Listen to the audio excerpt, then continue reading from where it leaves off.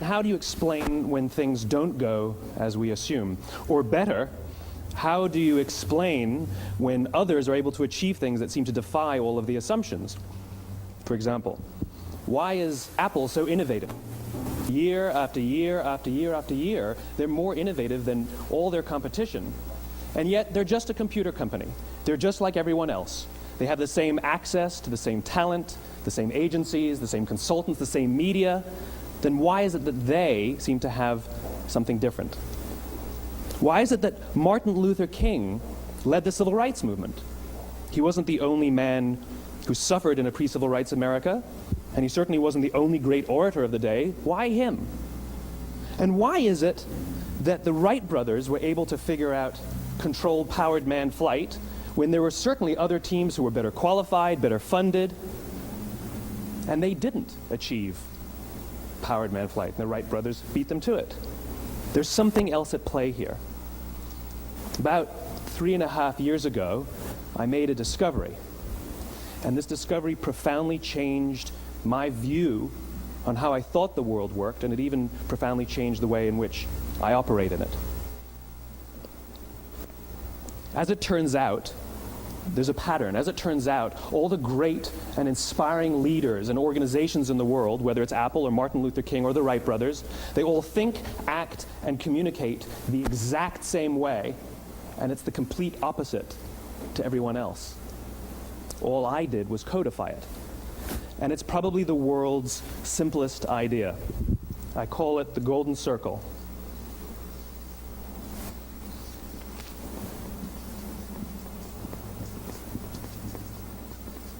Why, how, what? This little idea explains why some organizations and some leaders are able to inspire where others aren't. Let me define the terms really quickly. Every single person, every single organization on the planet knows what they do, 100%.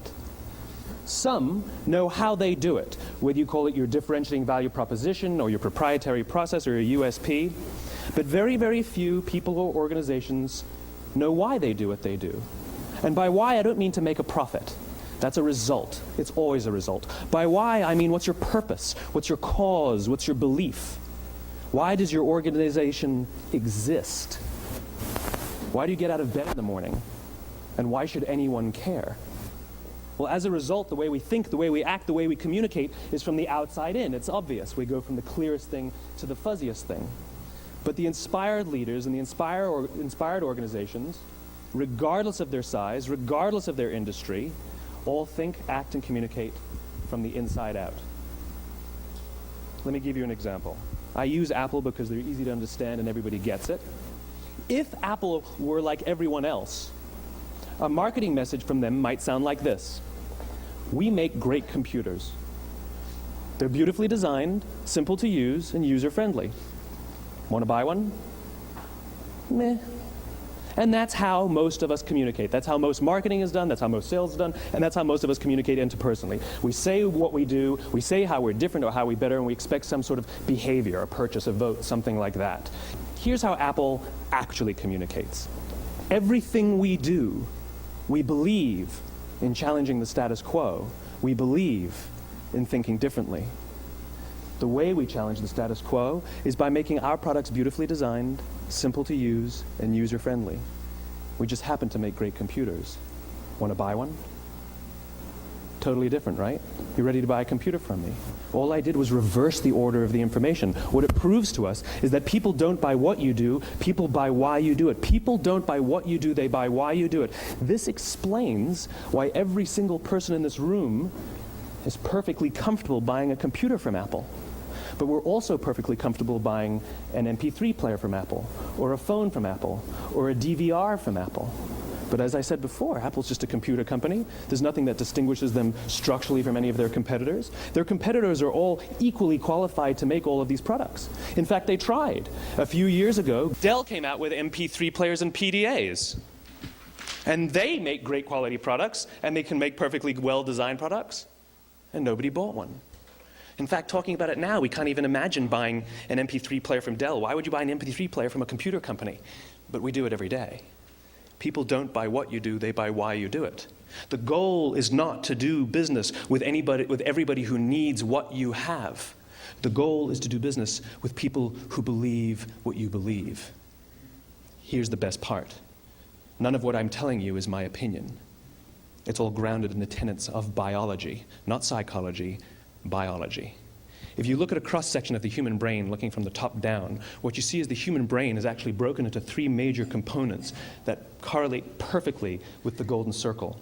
Our newest brain, our Homo sapien brain, our neocortex, corresponds with the what level. The neocortex is responsible for all of our rational and analytical thought and language. The middle two sections make up our limbic brains, and our limbic brains are responsible for all of our feelings, like trust and loyalty.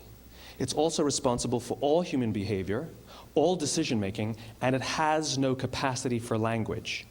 In other words, when we communicate from the outside in, yes, people can understand vast amounts of complicated information like features and benefits and facts and figures.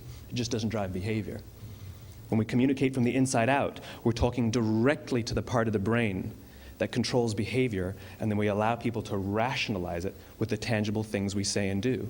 This is where gut decisions come from. You know, sometimes you can give somebody all the facts and your figures, and they say, I know what all the facts and details say, but it just doesn't feel right. Why would we use that verb? It doesn't feel right. Because the part of the brain that controls decision-making doesn't control language. And the best we can muster up is, I don't know, it just doesn't feel right. Or sometimes you say you're leading with your heart, or you're leading with your soul. Well, I hate to break it to you, those aren't other body parts controlling your behavior. It's all happening here in your limbic brain, the part of the brain that controls decision-making and not language. But if you don't know why you do what you do, and people respond to why you do what you do, then how will you ever get people to vote for you or buy something from you, or more importantly, be loyal and want to be a part of what it is that you do? Again, the goal is not just to sell people who need what you have. The goal is to sell to people who believe what you believe. Nowhere else is there a better example of this than with the Wright brothers. Most people don't know about Samuel Pierpont Langley. And back in the early 20th century, the pursuit of powered man flight was like the dot-com of the day. Everybody was trying it. And Samuel Pierpont Langley had what we assume to be the recipe for success. I mean, even now, you ask people, why did your product or why did your company fail? And people always give you the same permutation of the same three things. Undercapitalized, the wrong people, bad market conditions. It's always the same three things. So let's explore that.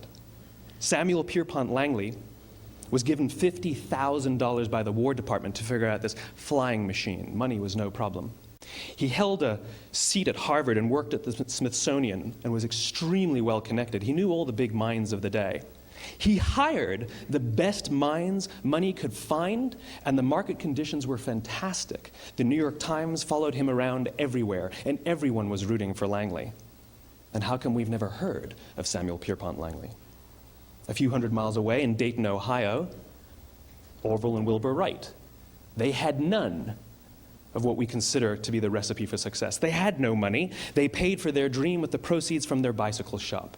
Not a single person on the Wright brothers' team had a college education, not even Orville or Wilbur. And the New York Times followed them around nowhere. The difference was Orville and Wilbur were driven by a cause, by a purpose, by a belief. They believed that if they could figure out this flying machine, it'll change the course of the world. Samuel Pierpont Langley was different.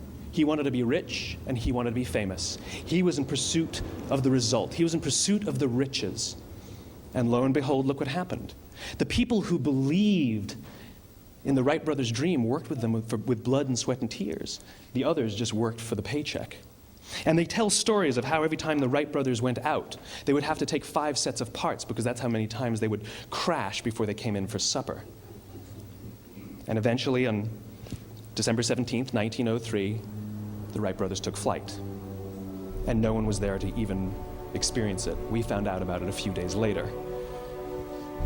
And further proof that Langley was motivated by the wrong thing, the day the Wright brothers took flight, he quit. He could have said, that's an amazing discovery, guys. Now we'll improve upon your technology. But he didn't. He wasn't first. He didn't get rich. He didn't get famous. So he quit. People don't buy what you do, they buy why you do it. And if you talk about what you believe, you will attract those who believe what you believe.